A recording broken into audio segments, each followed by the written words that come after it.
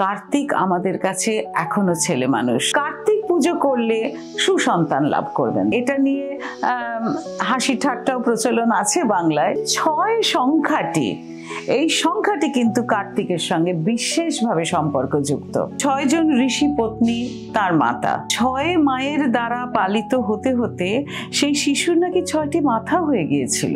নমস্কার, দ্য ওয়ালে শুরু হয়েছে একটি নতুন বিভাগ, দ্য ওয়াল অমৃত কথা। দ্য ওয়াল অমৃত কথায় আমরা যেমন শুনবো মহান মানুষদের উপদেশ, তেমনই জানবো ঠাকুর দেবতা পুজো আর্চা নিয়ে নানান তথ্য।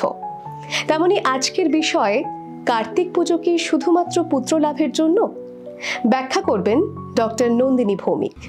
কার্তিকেয়, আমরা বাঙালিরা কার্তিক ঠাকুর বলে এনাকে চিনি।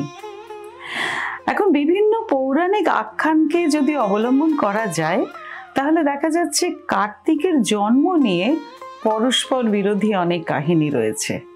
খুব সংক্ষেপে একটু বলি।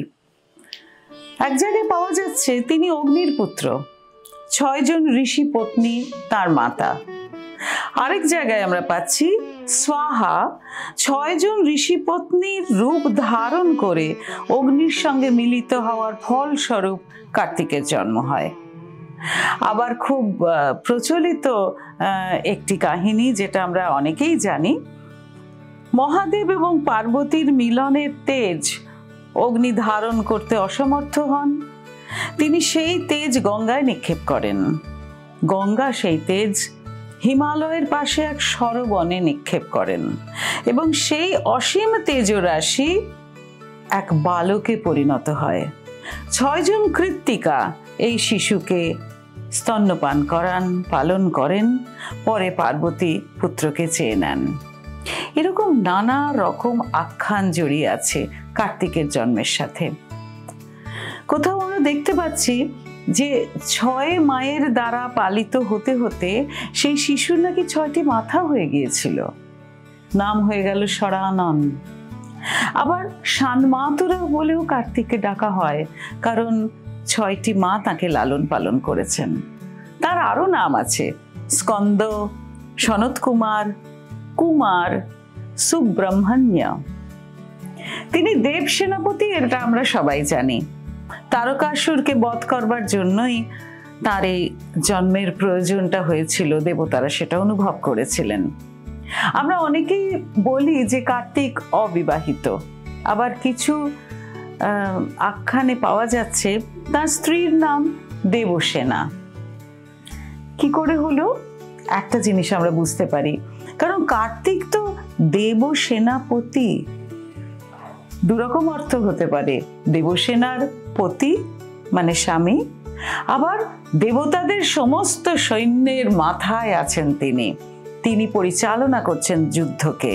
সুতরাং তার বীরত্ব, তার শৌর্য, এইটা খুব ইম্পর্টেন্ট। একটা জিনিস খুব ইন্টারেস্টিং, সেটা বলি। এইবার আসি কার্তিক পুজো নিয়ে। দক্ষিণ ভারতে দেখা যাচ্ছে কার্তিক পুজোর প্রচলন অনেক বেশি ব্যাপৃত। আমাদের এখানে অতটা নয়, কিন্তু তবুও আছে। এই যে 6 সংখ্যাটি, এই সংখ্যাটি কিন্তু কার্তিকের সঙ্গে বিশেষভাবে সম্পর্কযুক্ত।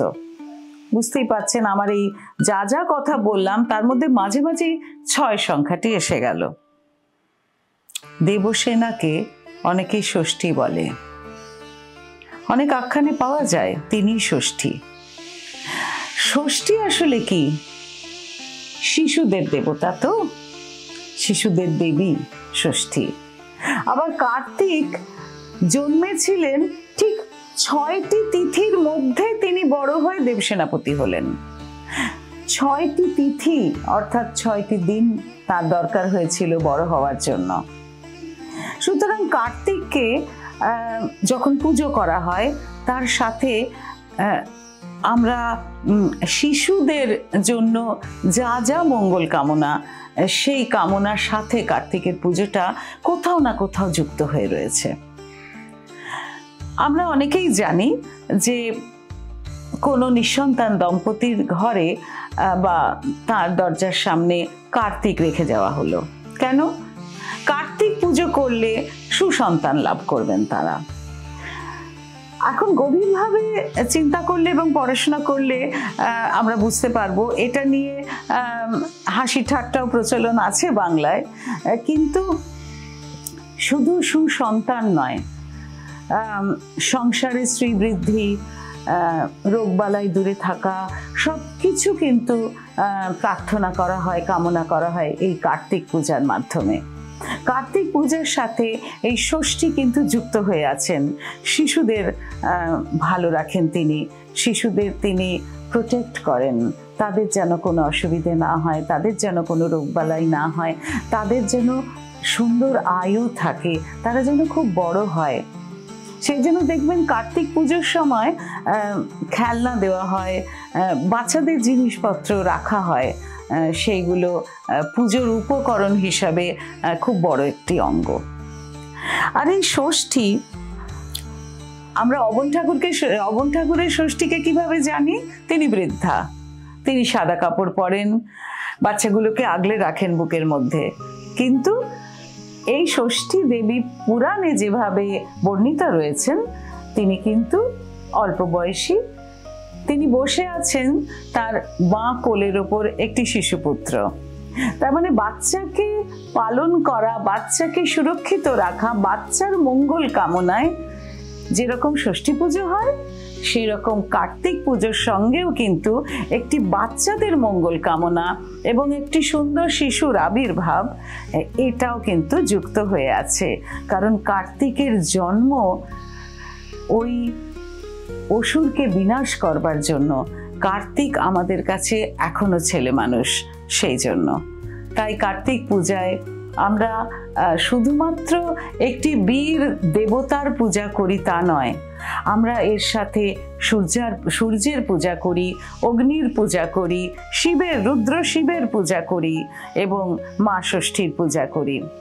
সূর্য ভীষণভাবে সম্পৃক্ত এই কার্তিক পূজার সঙ্গেও, কারণ দেবতারা সবাই মিলে পরামর্শ করে ঠিক করলেন যে একটি দেব সেনাপতির প্রয়োজন, এবং এই পুরো কাহিনীর মধ্যে ওতপ্রোতভাবে যুক্ত রয়েছেন সূর্য, অগ্নি, গঙ্গা, রুদ্র শিব, পার্বতী স্বয়ং এবং ওই 6 কৃত্তিকা যারা কার্তিককে পালন করেছিলেন।